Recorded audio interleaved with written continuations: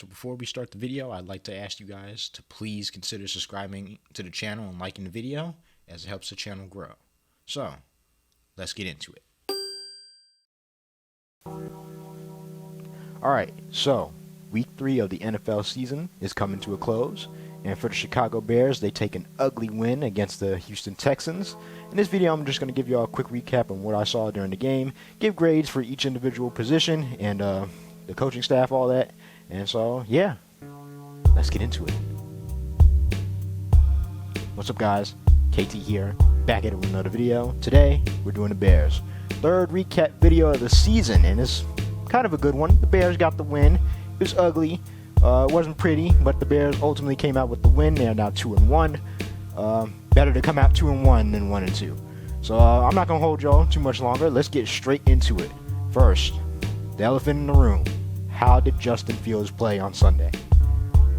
Oh boy, not good. Not good at all. He was 8 of 17. He had 106 yards passing. He only averaged 13 yards per throw, 2 interceptions, 5 sacks, and had a 27.7 rating. Yikes. Doo-doo. The Bleacher Report thing gave him a poop emoji for his play. Justin Fields, I'll say this. You know, as talented as he is, and as gifted as he is athletic-wise, he is making a lot of mental mistakes. He's been tentative, you know, taking unnecessary sacks, holding the ball too long, missing wide-open receivers. This is the third straight week where he's had an interception, where he's made mistakes, and, you know, it's frustrating to watch. I will say I'm not ready to give up on the guy yet, but we need to start seeing improvement on a week-to-week basis. You can't keep having games like this. You can't keep having the interceptions. Can't keep having the sacks. Can't keep missing open wide receivers. Too much miscommunication. You know, just overall drive-killing mistakes has, you know, kind of dumbed down this offense. And, you know, he needs to be better. I say around maybe a lot of people say week 8. I'll give him around week 6, week 7. You know, to see where he's at, and then we can make a true evaluation. He's not getting much in terms of like play calling in his favor. Maybe that's the coaches don't trust him. He hasn't really given them a reason to. But at the same time, you can't really go off, you know, 17 passes and, you know, running the ball on 3rd and 6. So overall, he didn't play well on Sunday. Hopefully, he can walk into the game against the Giants next week and have a better game, or at least improve on these last 2 weeks. But yeah, not a good game for Justin Fields. Rushing the ball. Now, that is an area where the Bears were dominant in this game. Mainly, Khalil Herbert had 20 rushing attempts, 157 yards. He averaged 7 yards per carry, 2 touchdowns, and was just overall stellar. Quick note, David Montgomery got hurt in this game. From what I hear, it's a day-to-day injury. It's nothing too serious. You know, they're going to keep an eye on him. But we're in good hands with Khalil Herbert. He's very good. I like him in that running back 2 role. You know, if the Bears play this right, they can have a 1-2 punch just like the Browns do with, you know, Nick Chubb and Kareem Hunt. So rushing the ball was good. I think they had 284 as far as rushing, which was the first time since 1984. So rushing the ball was incredible. Fields got involved a little bit. He had 47 yards rushing. You know, St. Brown got a couple jet sweeps. He had 43 yards rushing. I would like to see Treston Ebner, you know, get more carries if David Montgomery, you know, isn't ready to go. But rushing the ball was incredible. Let's get into receiving. Receiving was not good. Again, you know, Cole Kmet, 3 targets, 2 receptions, 40 yards. You know, not what you want to see for a passing offense that's already struggling. I'm still wondering where Darnell Mooney is. You know, he's still missing in action. He only had 2 catches, 23 yards. St. Brown, he was no-show in the passing game. Khalil Herbert, all those guys. We don't have receivers that can get open consistently. And Byron Pringle, he got hurt. He was a guy that can get open, but he hasn't really played much. So the quarterback play and the receiving work hand in hand. I think it's because Fields is missing a lot of guys that are open, but it's also because guys aren't getting open.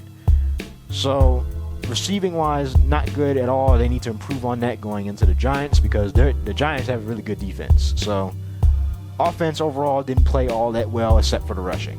Let's go into defense. Let's start with the big thing. Roquan Smith bounced back from last week against the Packers. He had 16 total tackles, 6 solo tackles, 2 tackles for loss, and got the game-clinching interception on Davis Mills. Roquan Smith needed to have a game like that. You know, people were questioning whether he was that guy, you know, whether he's, you know, ready to get paid, whether he's worth all the money. He showed in that Texans game that he's worth every penny. He improved from, you know, the Bears defense in a whole improved their run defense. They only gave up 92 yards on the ground. Eddie Jackson had his signature interception, so that's a good thing. And by the way, the Bears are 11-0 when Jackson gets an interception. Those guys seem like they're resurging again. So, but overall, the defense played okay. 20 points to the Texans. You know, if you're giving up 20 points to the Texans, you might need to, you know, go into the film room and improve some things. You know, rookies still had a lot of mistakes. Kyler Gordon, he bounced back at this on Sunday.